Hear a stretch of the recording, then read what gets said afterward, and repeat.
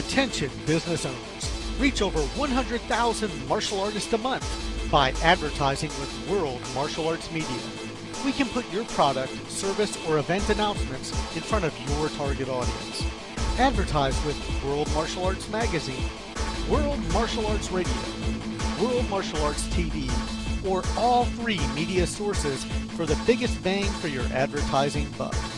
Visit www.worldmartialartsmedia.com and click on the advertising link to see just how amazingly affordable it can be.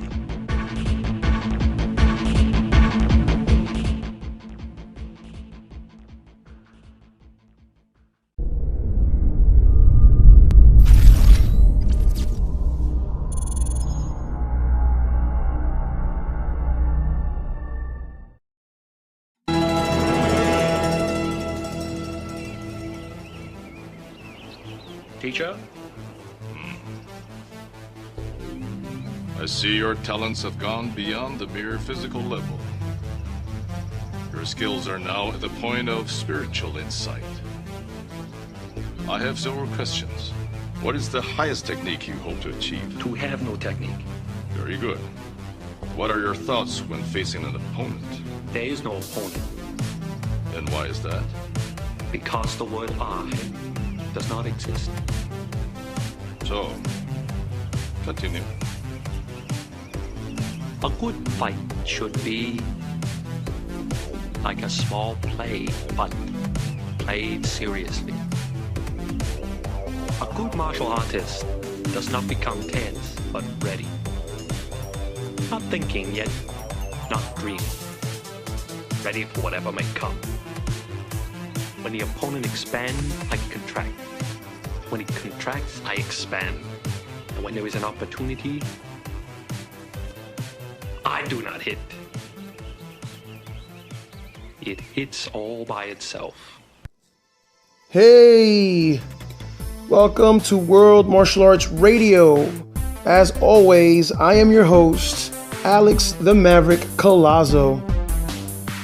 Before I continue, I want to give a special thanks to Jonathan B.F. Bueno. He's my editor, and he's the guy that puts the shows together, and without him, I can't do this. And I want to give a special shout out to Kevin Buston of Bastobie One Arts and Sounds, and also Richard Hackworth, Grandmaster, for making this happen.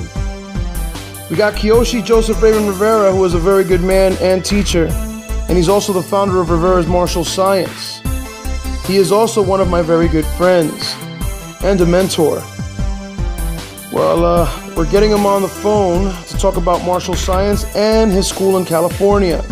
So stay here, don't go away, because this is World Martial Arts Radio.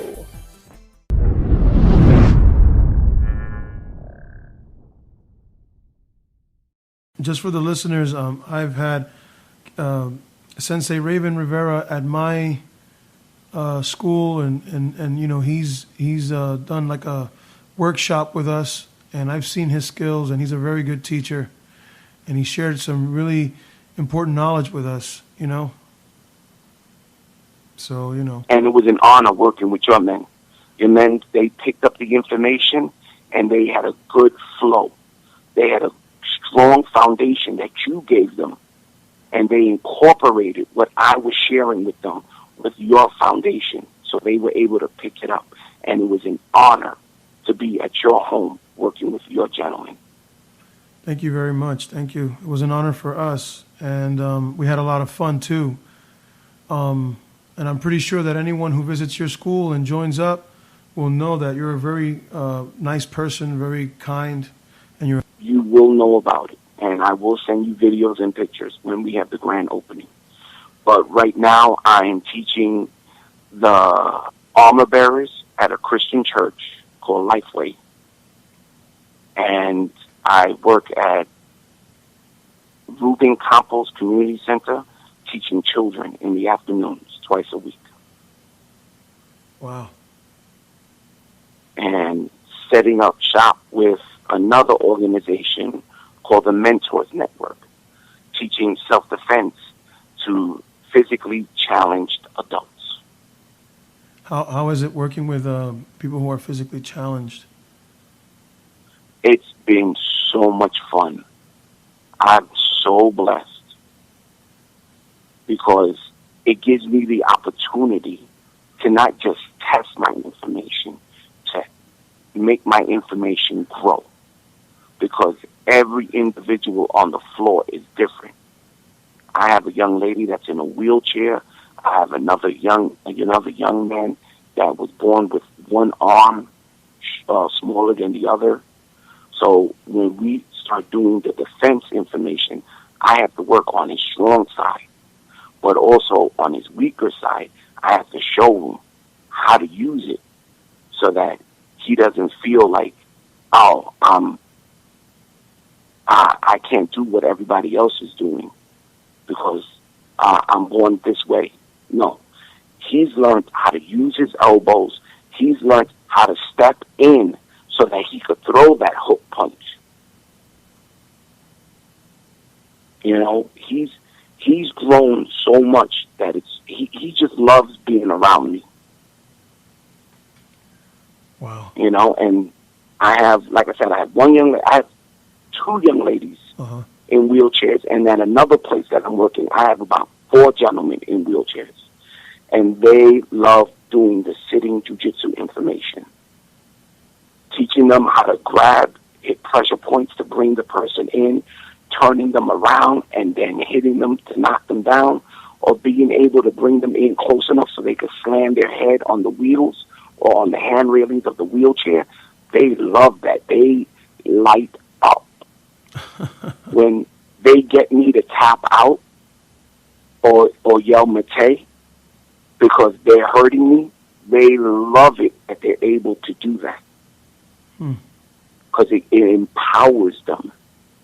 They don't feel useless. They don't feel insecure. It's like a powerful white light when I leave that room. Because they light up like Christmas trees when we're training. And that is the biggest blessing that I can receive. And when they see me in Walmart or in another store and they're with their family, they start screaming my name so that they can make sure they can say hi to me. So it's a beautiful thing. How is it? It lets me know. Go ahead. I'm sorry. Go ahead. You were saying? No, I'm saying it lets me know that I am making a difference in this cruel world. You know? Yeah, you're a great man and a very good teacher. You got a good heart too. Is it different working with kids in comparison to working with adults? How is it different, for you, the experience of? Because I see you working with a lot of kids these days, and the way you train the adults looks very different. Yeah, no. You have to train them at 2 different levels.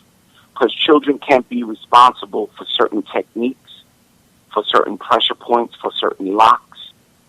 One, they don't have the strength that an adult has. 2, they don't know what the responsibility is. And 3, you don't want to teach a child to hurt another child, even if a child is trying to hurt them. You want to teach them the responsibility of defense, to be able to stop your attacker, stun your attacker, put your attacker down on the ground, and get away, or call for help. But also, if you teach a child certain techniques and they put another child in the hospital, you as the teacher, you're responsible. The legal system will come after you.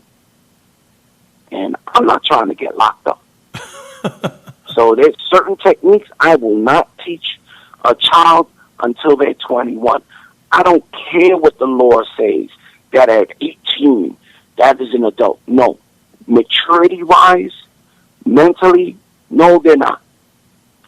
Some are not even adults when they're in their 30s. They're still children playing in a sandbox.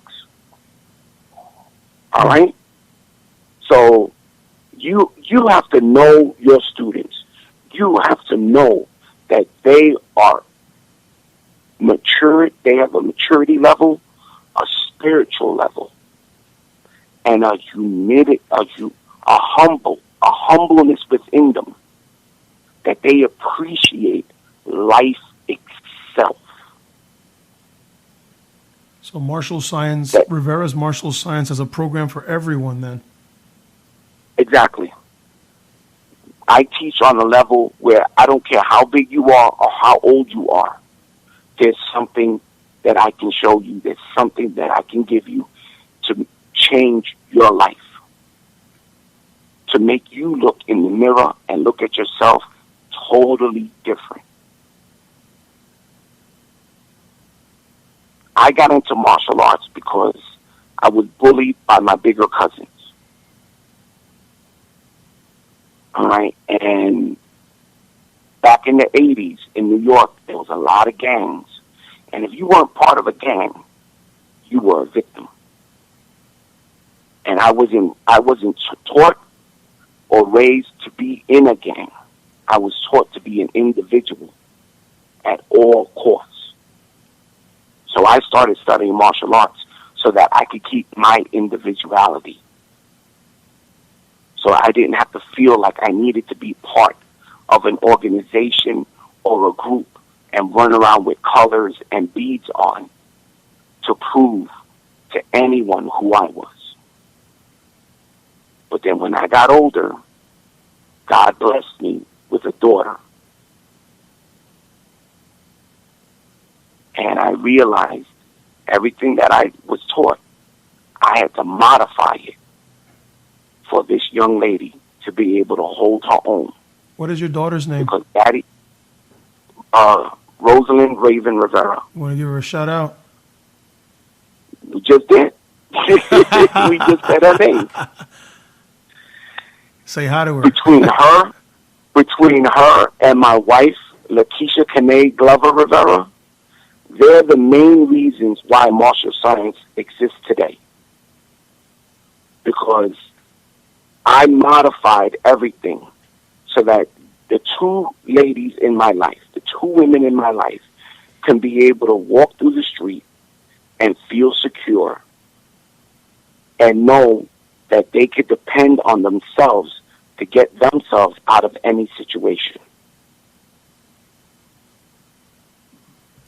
Your wife practices martial arts as well, doesn't she? Yes, she's been practicing since we've been married for 10 years. How good is she? Can she beat you up? On occasions. She gets in a few good shots. I'm not gonna lie. She gets in a few good shots. And I'm not talking about that she waits for me to fall asleep to hit me with a bat. I'm talking toe to toe. She gets in a few good shots. Wow. You know? Yeah. I'm not gonna lie about it. And I'm very proud when she does. Because it's letting me know that she understands and she's retaining that information that I'm sharing with her. The biggest achievement a sensei could ever have is when one of his students can get in 1 or 2 shots in a 2-minute round. Because then it's letting him know his information works. Wow. Well, listen. Because if a sensei, I'm sorry, go ahead. You can finish up. No. If a sensei constantly beats his students, that means either 1, his students are not training right, 2, he's not teaching them right, or 3, he's not giving them all the information. He's keeping it so that he's always the sensei. And you always got to come back to him and pay him. That's a McDojo. It is. You know? So when my wife gets in those shots that I'm not expecting, or my daughter, whenever she trains with me, because right now she's not living with me, she's 21, doing her own thing in college, but she still trains.